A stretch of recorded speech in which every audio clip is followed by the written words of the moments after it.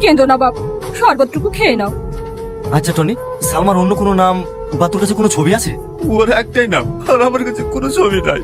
জানো বাপ, সামাদের বিয়ে আজকালের মধ্যে তোমাদের বাড়ি যেত নিমন্ত্রণ করতে। তুই বিয়ে করছিস ভাই? হ্যাঁ, 1 তারিখে বিয়ে। শুধু মেয়েটার মুখের দিকে তাকিয়ে বিয়েটা করছি। তুই কিন্তু অবশ্যই আসবি। আচ্ছা ঠিক আছে, সে আমি চেষ্টা করবো।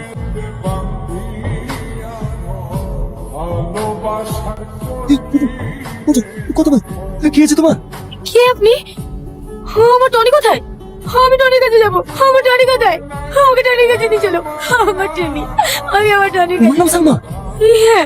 টনি তো আজকে আমার বিয়েতে আসার কথা ছিল। ও এসেছিল সামাদ ভাই, গুরু এসেছিল।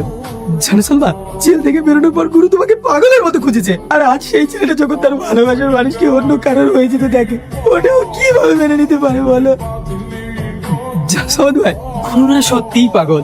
নিজের কষ্টের কথা কাউকে শেয়ার করতে চায় না, শুধুমাত্র তোমার মেয়ের মুখের দিকে তাকিয়ে হাজারো কষ্ট বুকে চেপে এখান থেকে নীরবে চলে গেল। ঠিক ভাই, টনি এসেছিল। আমি টনির কাছে যাবো। ঠিক আছে, এসো। ওকে ছেড়ে দাও, তুমি যাও। Tony, Tony.